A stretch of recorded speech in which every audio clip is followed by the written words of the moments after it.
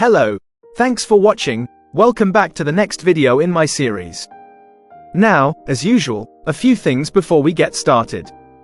Please feel free to follow me here on YouTube, Facebook, TikTok, or Telegram.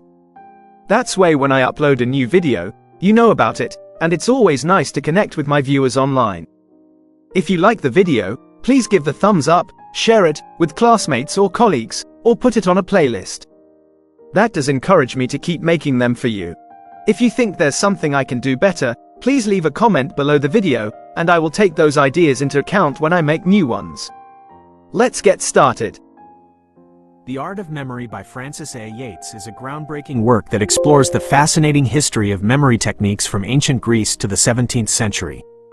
Yates meticulously traces the evolution of these techniques, revealing how they were intertwined with cultural, philosophical, and even occult beliefs throughout the ages. Key strengths. Comprehensive historical scope.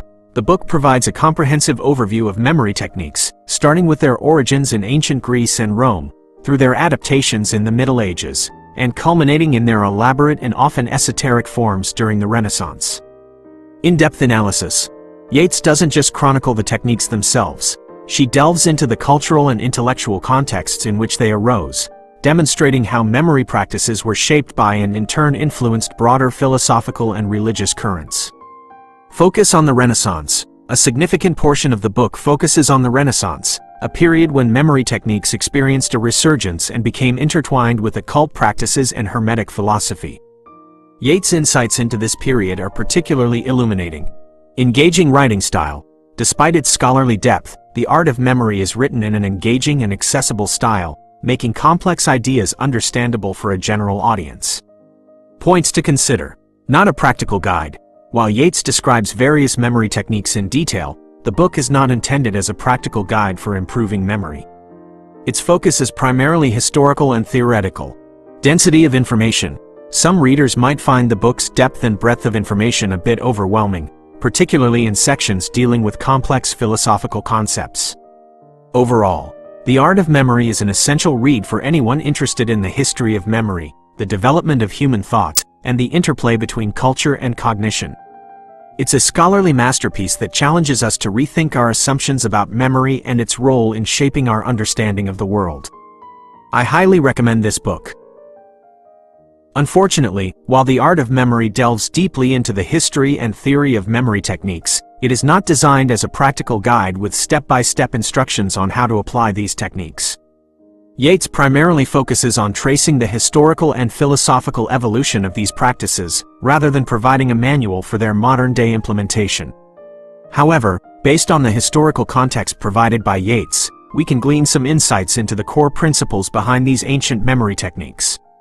The most prominent one is the method of loci, also known as the memory palace technique. The method of loci, memory palace. Core principle. This technique involves associating information you want to remember with specific locations within a familiar mental space, such as your home or a well-known route. How it worked historically. Orators would mentally place parts of their speeches in different rooms or areas of a building. To recall the speech, they would mentally walk through the space, picking up the information they had stored. Potential modern application. Memorizing lists or sequences. Imagine placing each item on your grocery list in a different room of your house. To recall the list, mentally walk through your house.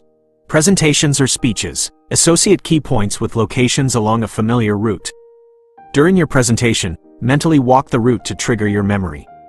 Learning new information. Create a memory palace for a specific topic, placing key concepts and facts in different locations. Key takeaways from Yates' work.